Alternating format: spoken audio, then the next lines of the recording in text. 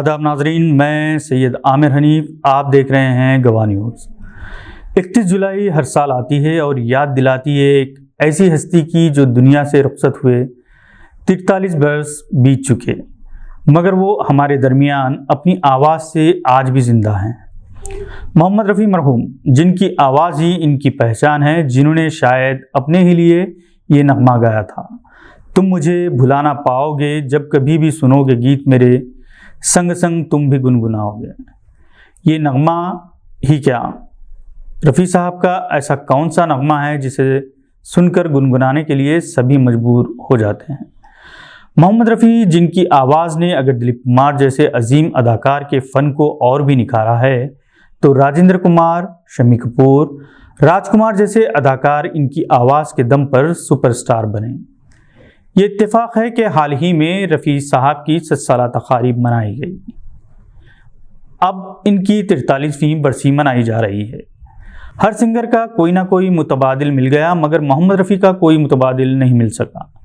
चाहे शौक गीत हो या फिर दर्द भरे नगमे, आस व्यास में डूबी गज़लें हों या माहौल को पुरजोश करने वाली क़व्वालियाँ या नात व मुनक़बत, रफ़ी साहब के गले से निकली आवाज़ ने जहनों पर ऐसे नकुश पैदा किए जो शायद ही कभी मिट सकेंगे। इसी तरह इन्होंने भजन को भी अपनी आवाज़ दी। 7000 से ज़ायद फिल्मी गीत जो उर्दू, हिंदी, आसामी, भोजपुरी बल्कि तेलुगु और इंग्लिश ज़बान में भी इन्होंने गाए, जबकि इनके 25,000 से ज़ायद गाने रिकॉर्ड किए गए, जो अपने आप में एक रिकॉर्ड है। इन्होंने 6 मरतबा फिल्म फेयर अवार्ड, 1 मरतबा नेशनल अवार्ड और पद्मश्री अवार्ड भी हासिल किया।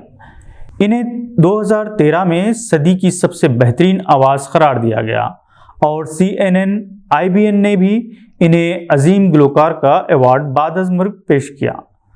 मोहम्मद रफ़ी ने हर बड़े अदाकार को अपनी आवाज़ दी। वो जिस अदाकार के लिए अपनी आवाज़ में गीत गाते, ऐसा लगता कि रफ़ी साहब नहीं बल्कि वो अदाकार की अपनी आवाज़ है। चाहे वो दिलीप कुमार हो या जानी वाकर, शम्मी कपूर हो या गुरुदत्त। शम्मी कपूर के लिए शौक और चंचल गीत इतने खूबी से गाए कि शम्मी कपूर स्टार बन गए, और जब वो फिल्मों से रिटायर्ड हुए तो एक इंटरव्यू में कहा कि अगर रफ़ी साहब अब भी आवाज़ दें तो मैं दोबारा फिल्मों में काम करने के लिए तैयार हूँ। शम्मी कपूर के लिए फिल्म जंगली का याहू गीत इस कदर मशहूर हुआ कि कई रिकॉर्ड टूट गए।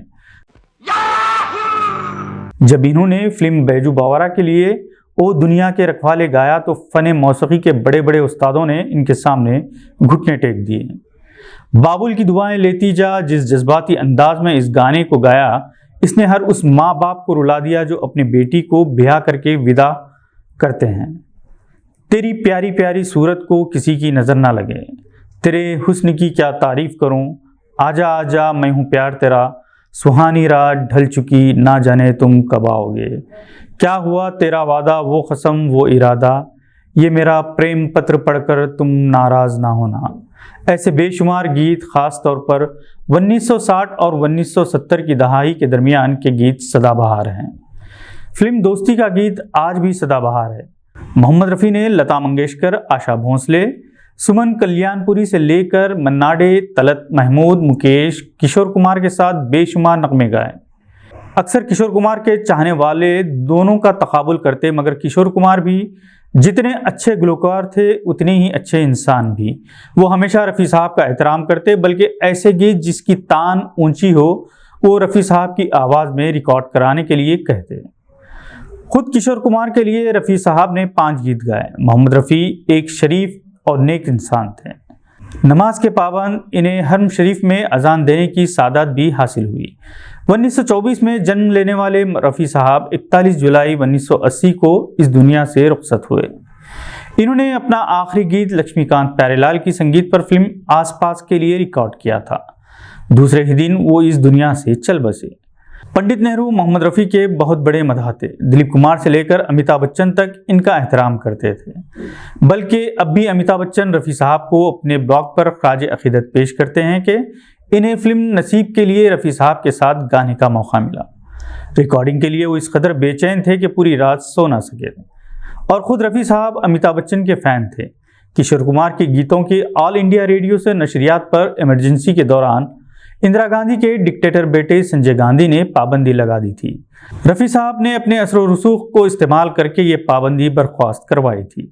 रफ़ी साहब इंसानियत नवाज शख्सियत थे। 1980 में अपने इंतकाल से कुछ अरसा पहले इन्होंने मुंबई के जे हॉस्पिटल को डायलिसिस की मशीन का तोहफा दिया था। इस वक्त इसकी कीमत शायद 10 लाख रुपए थी। अफसोस के इनकी औलाद को विरसे में ऐसी आवाज़ नहीं मिली। अलबत्ता इनके पड़पोते रफ़ी साहब के अंदाज में अपनी आवाज़ का जादू बिखेर रहे हैं।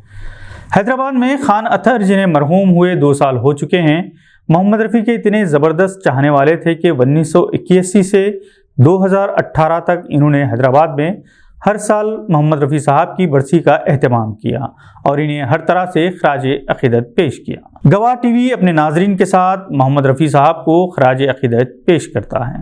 तुम मुझे यूं भुला न पाओगे, जब कभी भी सुनोगे गीत मेरे, संग संग तुम भी गुनगुनाओगे। बेशक इन्हें कभी भुलाया ना जा सकेगा। आज के लिए बस इतना ही। मज़ीद मालूमात के लिए फिर होगी मुलाकात। आप हमारे चैनल पर नए हैं तो सब्सक्राइब करते हुए बेल आइकॉन दबाना ना भूलें। शुक्रिया।